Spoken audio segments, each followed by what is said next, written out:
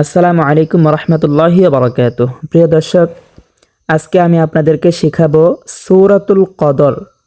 সূরাতুল কদরি মাক্কিয়া।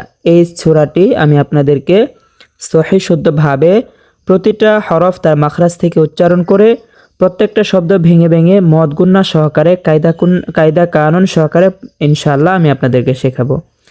তাহলে চলুন আমরা সরাসরি ভিডিওতে চলে যাই। أعوذ بالله من الشيطان الرجيم. سورة القدر مكية. بسم الله الرحمن الرحيم. إنا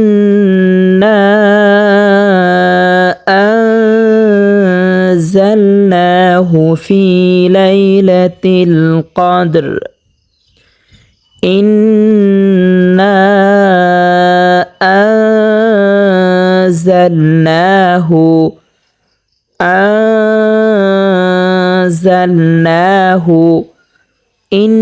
এখানে কিন্তু গুণনা করে পড়তে হবে। এখানে গুণনা করা লাগবে। গুণনাটি হচ্ছে ওয়াজিব গুণনা এবং না এখানে 3 আলিফ পরিমাণ টানিয়া পড়তে হবে, কারণ আমরা দেখতে পাচ্ছি 3 বাঁকাওয়ালা একটি চিহ্ন। যে হরফের উপরে এরকম 3 বাঁকাওয়ালা একটি চিহ্ন থাকবে সেখানে 3 আলিফ পরিমাণ টানিয়া পড়তে হবে। এখানে যে মদটা হয়েছে সেটা হচ্ছে মদ্দে মুনফাসিল। মদ্দে মুনফাসিল কাকে বলা হয়?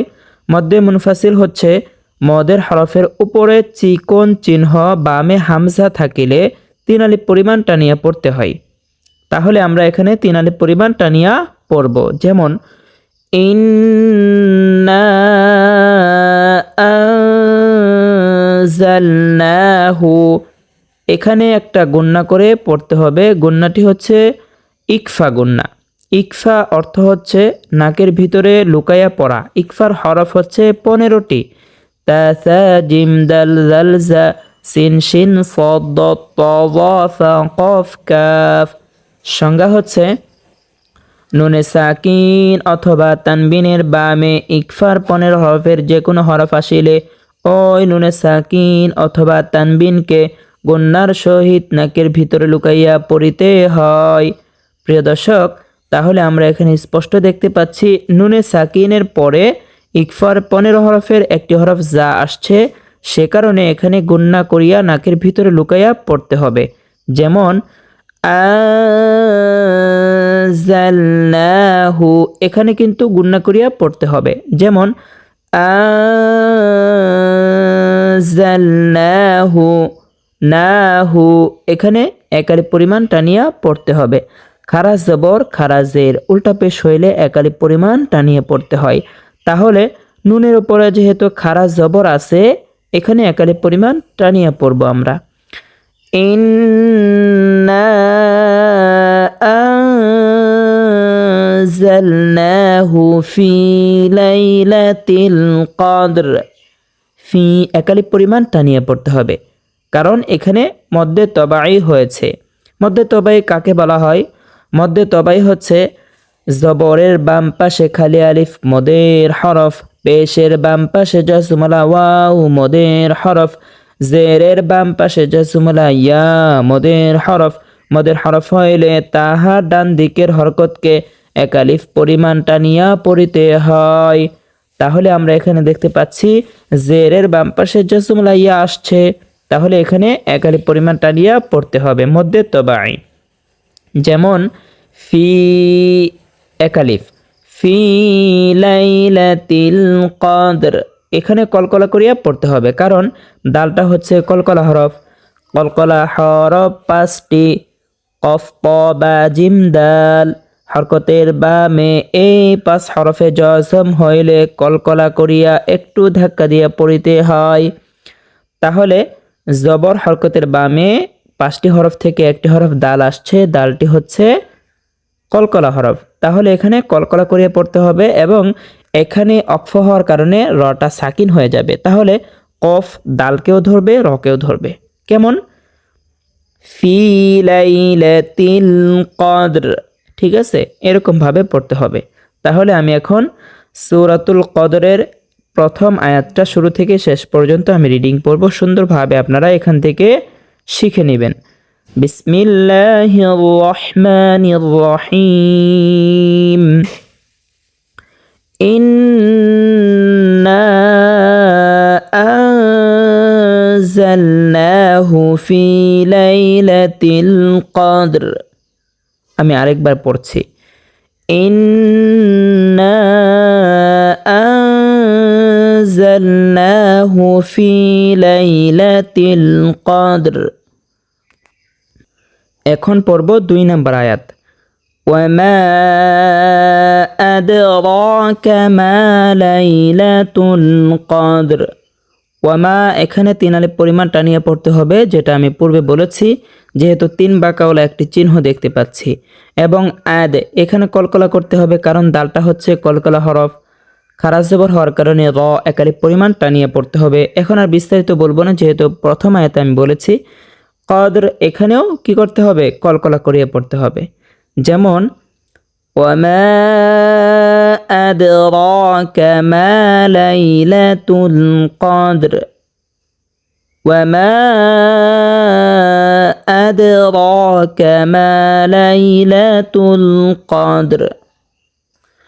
লাইলাতুল কদরি খায়রুম মিন আলফি শাহর। খায়রুম মিন আলফি শাহর। এখানে একটা কায়দা আছে, সেটা হচ্ছে খয়রুম এখানে গুণনা করিয়া পড়তে হবে। এখানে কেন গুণনা করতে হবে? এখানে তানবিনের বামে ঈদগামে বাগুন্না হরফ মিম আসছে। ঈদগামে বাগুন্না অর্থ হচ্ছে গুন্নার সহিত মিলাইয়া পড়া। ঈদগামে বাগুন্না হরফ হচ্ছে 4টি, ইয়া মিম ওয়াও নুন। সংজ্ঞা হচ্ছে নুনে সাকিন অথবা তানবিনের বামে ঈদগামে বাগুন্নার 4 হরফের যে কোনো হরফ আসিলে বাগুন্না হরফের উপরে তাসদিদ দিয়া গুন্নার সহিত মিলাই পড়তে হয়। তাহলে আমরা এখানে দেখতে পাচ্ছি 2 পেশ তানবিনের বামে বাগুন্না হরফ আসছে মিম, মিমের উপরে তাসদিদ হয়েছে। তো এখানে গুন্না করতে হবে, গুন্নার সহিত মিলাই পড়তে হবে। ঠিক আছে? যেমন খায়রুম মিন আলফি শাহর। আরেকটা কায়দা আছে, এটা হচ্ছে মিন। এখানে গুন্না করা যাবে না, গুন্না ছাড়া স্পষ্ট করিয়া পড়তে হবে। কারণ এখানে যেটা হয়েছে সেটা হচ্ছে ইজহার। ইজহার অর্থ হচ্ছে গুন্না ছাড়া স্পষ্ট করিয়া পড়া। ইজহারের হরফ হচ্ছে 6টি, হামজা, হা, আইন, হা, গইন, খ। নুনে সাকিন অথবা তানবিনের বামে ইজহারের 6 হরফের যে কোনো হরফ আসিলে ওই নুনে সাকিন অথবা তানবিনকে গুন্না ছাড়া স্পষ্ট করিয়া পড়তে হয়। আমরা এখানে স্পষ্ট দেখতে পাচ্ছি যে নুনে সাকিনের বামে ইজহারের হরফ হামজা আসছে। তাহলে এখানে গুন্না করা যাবে না, গুন্না ছাড়া স্পষ্ট করিয়া পড়তে হবে। তাহলে মিন গুন্না করা যাবে না, খয়রুম এখানে গুন্না করতে হবে, কারণ ঈদগামে বাগুন্না। তাহলে আমরা পড়ব এখন খায়রুম মিন আলফি শাহর। খায়রুম মিন আলফি শাহর। লাইলাতুল কদরি খায়রুম মিন আলফি শাহর। আমরা এখন 3 নম্বর আয়াত পড়ব। তানাজ্জালুল মালাইকাতু ওয়ার-রূহু ফিহা। তানাজ্জালুল মালাইকাতু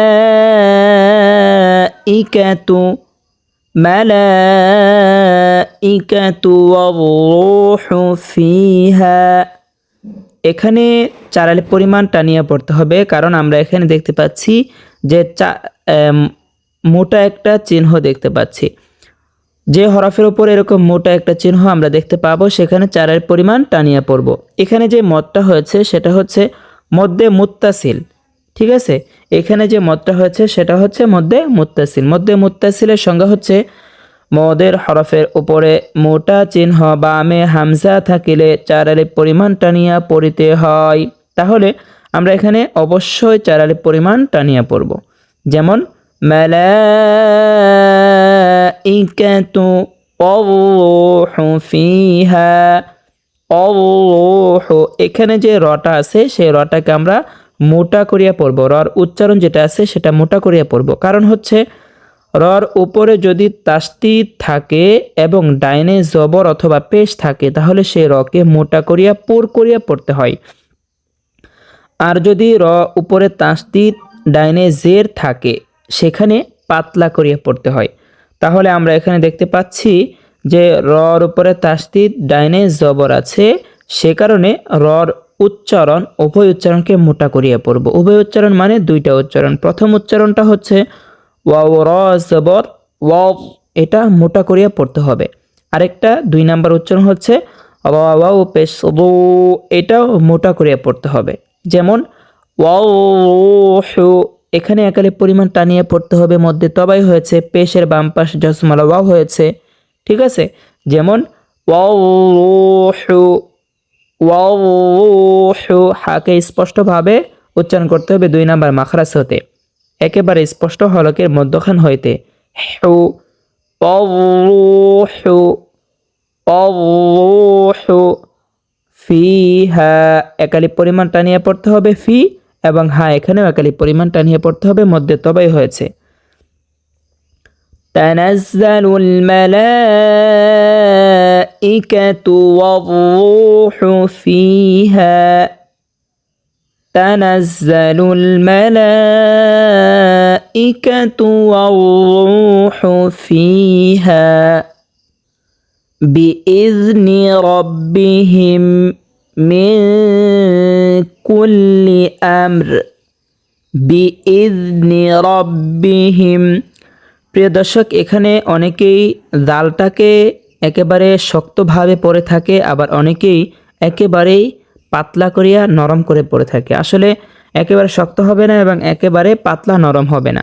দালটা উচ্চারণ হবে 13 নাম্বার মাখরাজ হতে, জিহ্বার আগা উপরে 2 দাঁতের আগার সাথে লাগিয়ে, যেমন বিইذনি রাব্বিহিম, বিইذনি, এখানে জিহ্বার আগা উপরের 2 দাঁতের আগার সাথে লাগবে যখন আমরা জালটা উচ্চারণ করব। যেমন বিইذনি, ঠিক আছে, বিইذনি রাব্বিহিম, রকে পুর করিয়া মোটা করিয়া পড়তে হবে, কারণ রর উপরে যদি জবর অথবা পেশ থাকে তাহলে সেই রকে মোটা করিয়া পড়তে হয়, পুর করিয়া পড়তে হয়। তাহলে আমরা এখানে কি করব? মোটা করিয়া পড়ব। যেমন রাব্বিহিম, বিইذনি রাব্বিহিম মিন কুল্লি আমর, এখানে কিন্তু গুন্না হয়েছে, গুন্না করতে হবে। এখানে যে গুন্নাটা আছে সেটা হচ্ছে ইকফা গুন্না। আমরা ইকফা গুন্নার পূর্ণ আলোচনা আমি পূর্বে বলেছি, যেরকম এখানে আনজালনাহু, এখানে আমি বলেছিলাম যে নুনে সাকিন অথবা তানবিনের বামে ইকফার 15 হরফের যে কোনো হরফ আসলে সেখানে গুন্না করিয়া নাকের ভিতরে লুকায় পড়তে হয়। ঠিক এখানেও সেম গুন্নাটাই হয়েছে, সেটা হচ্ছে নুনে সাকিনের বামে ইকফার হরফ একটি ফা আসছে, এই কাফ আসছে। ইকফার 15 হরফ থেকে একটি হরফ কি আসছে? কাফ আসছে। তাহলে এখানে গুন্না করিয়া নাকের ভিতরে লুকায় পড়তে হবে, এবং এখানে ওয়াকফ হওয়ার কারণে রটা সাকিন হয়ে যাবে। তাহলে হামজা মিমকেও ধরবে এবং রকেও ধরবে, ঠিক আছে, দুটোটা হরফই ধরবে। উচ্চারণটা হবে এমনভাবে মিন কুল্লি আমর, ঠিক আছে, রটা উচ্চারণ হবে মিন কুল্লি আমর সালামুন হিয়া হাত্তা মাতলাইল ফাজর। এখানে আমরা অক্ফ দেখতে পাচ্ছি, অর্থাৎ এখানে থামার একটা স্টেশন দেখতে পাচ্ছি। আমরা যদি এখানে অক্ফ করি তাহলে মিমটা সাকিন হয়ে যাবে, অর্থাৎ অক্ফের যে কায়দাটা আছে সেটা হচ্ছে অক্ফের শেষে যে হরফ থাকে সেটা সদা সর্বদাই সাকিন হয়ে যায়। তো আমরা যদি এখানে দম ছেড়ে দেই, দম যদি ছেড়ে দিয়ে এখানে যদি অক্ফ করি তাহলে মিমটা সাকিন হয়ে যাবে। যদি মিম সাকিন হয় তাহলে লাম মিমকে ধরবে, যেরকম সালাম, ঠিক আছে। অক্ফের কায়দাটা এমন হবে। আর যদি আমরা এখানে অক্ফ না করি তাহলে কেমনভাবে পড়তে হবে? এখানে ইজহার হয়ে যাবে। 2 পেশ তানবিনের বামে ইজহারে 6 হরফ থেকে একটি হরফ আসছে, এখানে গুন্না সারা স্পষ্ট করিয়া পড়তে হবে। যেমন সালামুন হিয়া হাত্তা মাতলাইল ফাজর, হাত্তা একালিপ পরিমাণ টানিয়া পড়তে হবে। খারাজ জবর খারাজের উল্টা পেশ হইলে একালিফ পরিমাণ টানিয়া পড়িতে হয়। আমরা এখানে তার উপরে খাড়া জবর পেয়েছি, একালিফ পরিমাণ টানিয়া পড়ব। হাকে অবশ্যই স্পষ্টভাবে 2 নাম্বার মাখরাজ হতে হলকের মধ্যখানে হতে উচ্চারণ করব। যেমন হাত্তা, হাত্তা, হিয়া হাত্তা মাতলাইল ফাজর। এখানে তটাকে কলকলা করিয়ে পড়তে হবে, কারণ 5টি হরফ থেকে একটি হরফ হচ্ছে ত। কফ, ত, বা, জিম, দাল হরকতের বামে এই 5 হরফে জজম হইলে কলকলা করিয়া একটু ধাক্কা দিয়া পড়িতে হয়। তাহলে আমরা জবর হরকতের বামে 5টি হরফ থেকে একটি ত পেয়েছি, এখানে কলকলা করে পড়তে হবে। এবং জিমটাও কলকলা, কারণ কফ, ত, বা, জিম, দাল 5টি হরফ থেকে একটি হরফ জিম, এটাও কলকলা করে পড়তে হবে। ঠিক আছে, এখানে কলকলা করে পড়বো এবং অফ হওয়ার কারণে রটাও সাকিন হয়ে যাবে। যেমন হিয়া হাত্তা মাতলাইল ফাজর, সালামুন হিয়া হাত্তা মাতলাইল ফাজর। আসসালামু আলাইকুম ওয়া রাহমাতুল্লাহ। প্রিয় দর্শক, নতুন নতুন ভিডিও, নতুন নতুন এরকম গুরুত্বপূর্ণ দোয়া, গুরুত্বপূর্ণ ছোরার ফজিলত, গুরুত্বপূর্ণ দোয়ার ফজিলত আপনারা শিখতে আমাদের সহজে কোরআন শিখুন ইউটিউব চ্যানেলটাকে সাবস্ক্রাইব করে আমাদের সঙ্গে থাকবেন। সকলকে ধন্যবাদ। আসসালামু আলাইকুম ওয়া রাহমাতুল্লাহি ওয়া বারাকাতুহু।